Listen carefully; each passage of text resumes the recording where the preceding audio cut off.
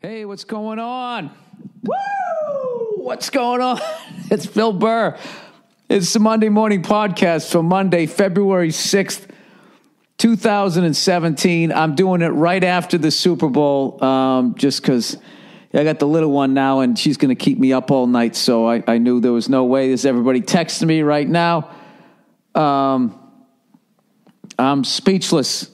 Something you'll never hear from me. I'm always running my mouth. I am absolutely speechless. I cannot believe we came back and won that game. I'm not going to be that guy going, dude, I knew it. I was like, I had this feeling, right? I said this. I didn't. I had my fucking head in the oven at halftime. We were so getting our ass kicked at like 21-0. When Brady threw a pick six, I have this theory at the NFL level that if you throw a pick six, you don't win the game. They're too fucking good.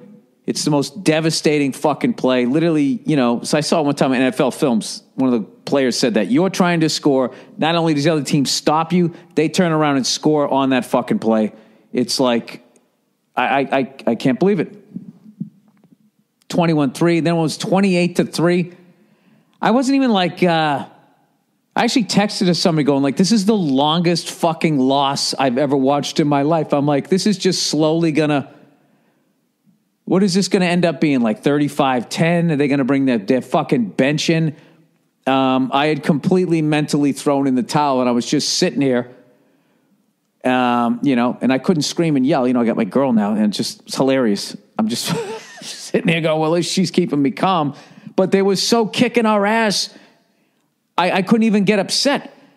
And if you watched when I was promoting my special, and when people would ask me about the game, I was not comfortable at all.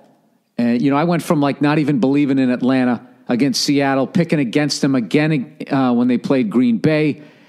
And I was just, after I saw the way they played, I was like, man, they got a great running back.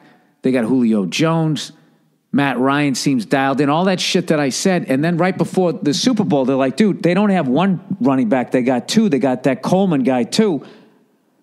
So I was like this, and I don't know. I had that fucking, that feeling you have when you think your team's going to lose, but you don't want to say it. That's why I was saying to everybody on those shows going like, I'd bet the under, which didn't come in. And I said I would like the Falcons if I could get 5, I think that, I wasn't comfortable taking the Patriots giving points. So I can't say I called it on any fucking level. I didn't. I am absolutely fucking speechless. I can't believe it. I just cannot believe it. And I've never said this before, but I think I can finally say it. I think Tom Brady's the greatest of all time. I always gave the nod to Montana because he went to 4. It took him 4 trips to win 4. But even then, it's always up for debate because what if Montana had Belichick? What you have is the greatest head coach and arguably the greatest, if not now, 5 rings. It's a great argument. The greatest fucking quarterback of all fucking time, playing together. I cannot fucking believe it. I can't, and I didn't have any emotion the whole game. Because we were just so fucking losing. So I was just sitting there, and then as we were slowly, I wasn't even saying that we were coming back. I was, maybe they'll make it a little respectable. I don't know. All right, maybe we just lose by 10. And then, we scored that first 2-point conversion. And even then, when we were going down the field, I'm like, what are the odds we're going to get another fucking 2-point conversion? We fucking missed a field goal. We screwed up the onside kick. And 2 of the greatest Super Bowl catches I've seen since the helmet catch was Julio Jones. Jesus Christ. And what a fucking throw. Matt Ryan was also running when he made that throw. I was like, oh my God, every fucking Super Bowl now. Every Super Bowl, there's that fucking ghost of Eli. If it isn't Eli, it's like the ghost of Eli fucking throw. And for once we had Edelman, we had a circus catch back. And I don't know. I'm absolutely stunned. And having said all that, my condolences to Atlanta Falcon fans. I got no beef with you guys. And I've been there plenty of fucking times. Certainly for the first, 36 years of my life, if there was a fucking way to choke away a goddamn game, I saw a Boston team do it. And for whatever fucking reason, I don't know why this is happening. I don't know why it's happened this fucking long. just trying to enjoy it. This is how spoiled Boston fans are. My daughter's 2 weeks old, and she's already seen her first Boston title. It's fucking unbelievable. And I got a big kick out of Bill Burr trashing the Patriots. At first I thought, is he just trashing? Is he talking sports? That's like me talking politics. This guy's getting outside of his lane. But then I saw he was mad. I guess he was mad because, Brady and I guess somebody else. I don't pay attention to all that fucking soap opera shit. I guess they're like Trump supporters. And I heard on the radio that, I don't know, Brady did or didn't go when Obama was there. I don't fucking know. So this if the Patriots aren't at the height of their hatred, if he shows up now, if he didn't go to the Obama thing and then shows up at the Trump thing, that's going to be a complete shit show. But they seem to thrive being hated. So what a fucking season. Starts off with that fucking horse shit. The biggest witch hunt I've ever seen in my life. That stupid fucking Deflategate thing. And just all the justice that came out of it. The fact that it went to court, it got laughed out of court to the point the judge was actually pissed. Then they finally get the fucking thing. We're a corporation. We have a right to suspend our employee. Yes, you do. He's our employee. You're fucking suspended. So then he sits there 4 fucking games, and I just started thinking, well, 5 games in, we have arrested, pissed off Tom Brady without those fucking miles. Maybe that'll be a good thing.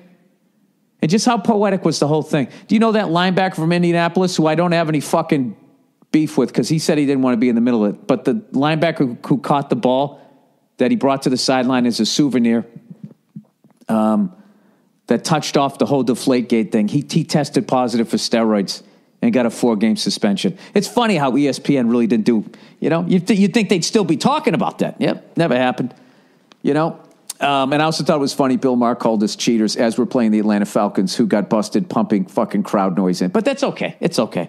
Who gives a fuck? In NBA, when they go, on basketball, they go, the ball don't lie. That's what I feel like just fucking happened. After all of that shit, vindication, he comes back and he wins it. And then Roger Goodell, like the end of a fucking Die Hard movie, the police commissioner who didn't fucking believe in the rogue cop has to come in and finally give in and be like, you know what, you are a good cop. Here's your gun and your badge back, right? Brady's sitting there with this fucking dirty fucking wife beater on. Jesus Christ. And I will never fucking ever tell it. Keith Robinson called it. I'm going to find the fucking text message. I'm going to read you some of these fucking texts right now because I hate when fucking people fucking quit. And then they don't admit to it. I did. I was like, this game is fucking over. They're younger, they're faster, and then we get a break in the game, and then they get a fucking big sack. I mean, they're a really, really good team. Hang on, let me find this fucking thing. I had a buddy of mine, he texted me at halftime. He said, I took Atlanta in the under, and I was like, great bet. I didn't hear from him till after the overtime, and then he texted me. He just texted, fixed. All right. Oh, my God. I felt so bad for fucking Atlanta's owner. He seems like such a great guy. He looks like fucking Grandpa Munster. And he made the fucking Jerry Jones move. You come down on the field before you put the game away. Then he had to stand there. Did you just see when he had that glum look on his face and his, I don't know what, you never know with those super rich guys. It's like, is that your daughter or your fucking third wife? Whoever the fuck that was with him just sort of glanced at him like, oh, God. He's going to be hitting the bottle tonight, that poor bastard. All right, where is it? What did I say here? Okay, it's the first text I sent at 4:55 p.m. Pacific Coast time. Have I ever told you my pick six rule? If you throw a pick six during an NFL game, you lose. Not to mention we are down 21-0. I bet the under, it's 59. If the Patriots don't start playing defense, the Falcons will score 60, LOL. He writes, the Falcons give up a lead all the time. He said that at 21-0. This is Keith Robinson, who I'll now say the great Keith Robinson. Tom Brady, the greatest of all time. Keith Robinson, he's the great Keith Robinson. All right. Then I wrote, we look like shit against the Texans and the Steelers weren't that tough. Okay, 6:19 p.m. This loss is taking forever. I had no belief. You know, Glenn Close in The Natural, when she stands up and he looks into the stands, if let's say me and Robert Redford had an alternative lifestyle relationship, when he looked up in the stands, I would have been gone. He would have seen the back of my head walking out of the fucking stadium. He goes, they can still come back. And I just laughed. I laughed at him. And I just said, they are younger and faster. AFC was weak. And then there's no more text for a while. Then he writes back, told you. And then I wrote, right, you might be right. Then I wrote, that's one of the best catches I've ever seen. That was the Julio Jones.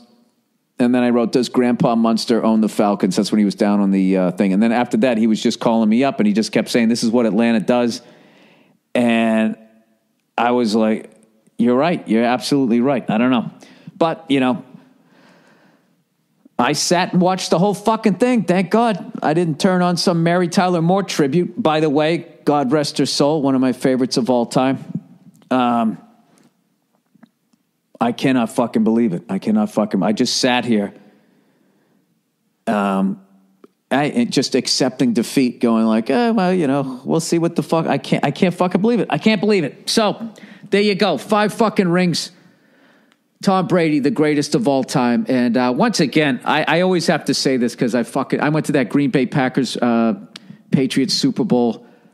You know, Jesus Christ, I watched when the first year I watched the Red Sox was 1978, Bucky Dent.